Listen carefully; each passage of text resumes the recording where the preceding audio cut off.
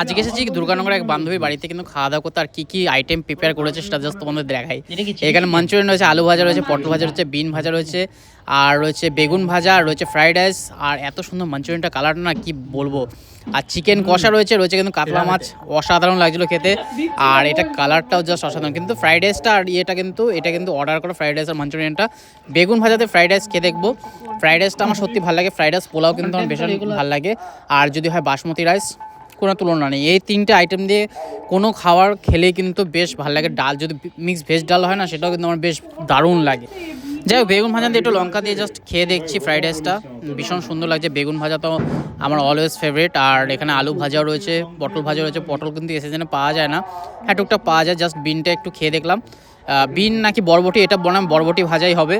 আর পটল ভাজা রয়েছে, পটলটাও খেয়ে দেখবো।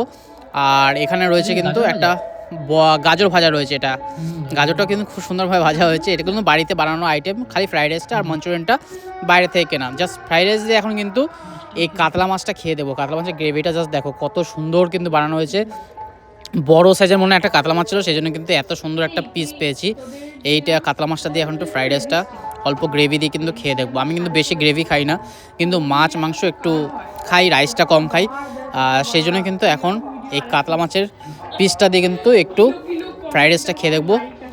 ও অসাধারণ হয়েছিল, তুলনা হবে না। এত সুন্দর কিন্তু বানিয়েছিল কাতলা মাছটা। আর কাতলা মাছটা পিসটা দেখলে বুঝতে পারছো তোমরা কতটা তাজা একটা পিস। মাছের মধ্যে আমার কাতলা মাছ আর রুই মাছ আর পমফ্রেট মাছ কিন্তু ভীষণ প্রিয়, খুব ভালো লাগে আমার। চিংড়ি মাছটাও ভালো লাগে, কিন্তু চিংড়ি মাছটা অতটা খাই না অ্যালার্জির কারণে। কিন্তু আমার কিন্তু এই কাতলা মাছটা কিন্তু অসাধারণ লাগে, মাই ফেভারিট বললেই চলে। আর আমি বাড়িতে বানাই কিন্তু খুব কম বানাই, কিন্তু বাইরে গেলে কিন্তু মাছটাই প্রেফার করি। যদি কখনও কোনো রেস্টুরেন্টে গেলাম, বাংলা থালি যদি অর্ডার করি, সেখানেও কিন্তু আমি মাছ ভাত থালি কিন্তু অর্ডার করি। কারণ কি মাছটা বাইরে খেতে ভালো লাগে, বাড়িতে অনেক ঝামেলা হয়, তেল দিয়ে ভাজো, আবার তরকারিটা বানাও, অনেক রকম ঝামেলা। সেই জন্য কিন্তু আমি বাইরে গেলে কিন্তু মাছটাই বেশি প্রিপেয়ার করি।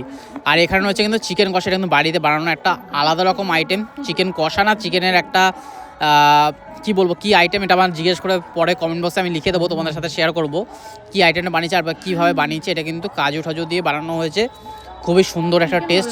আর ফ্রাইড রাইসটা কিন্তু অসাধারণ লাগছে। এই আইটেমটা যদি পোলাওর সাথে খাওয়া যায় না, পোলাওর সাথেও বেশ ভাল লাগবে। আর চিকেনটা জাস্ট অসাধারণ হয়েছিল। এটা প্রিয়াঙ্কা বানিয়েছিল, যে কিনা দুর্গানগরে থাকে। আমাদের বিয়ের জন্য এটা কিন্তু আইবুড়ো ভাতের জন্য কিন্তু বানিয়েছিল। আর এটা একটা লেগ পিস রয়েছে। কিন্তু এতগুলো আইটেম খাওয়া কিন্তু পসিবল হয়ে ওঠে না যদি এতগুলো রাইস হয়। রাইসটা একটু কম হলে আমি কিন্তু সব কিছুই আরও ভালোভাবে খেতে পারতাম। যাই হোক, ওই চিকেন কষাটা খাওয়া হলো। এবার কিন্তু মাঞ্চুরিয়ান দিয়ে একটু ফ্রাইড রাইসটা খেয়ে দেবো। 2 পিস মাঞ্চুরিয়ান রয়েছে, আর মাঞ্চুরিয়ানটা একদম কালার একদম লাল টকটকে, দেখো কত সুন্দর। এই ফ্রাইড রাইসে কিন্তু মাঞ্চুরিয়ান হোক, চিলি চিকেন হোক, বেশ দারুণ লাগে খেতে। আমার তো অনেক দিন পরে মাঞ্চুরিয়ান আর ফ্রাইড রাইসটা খাচ্ছি।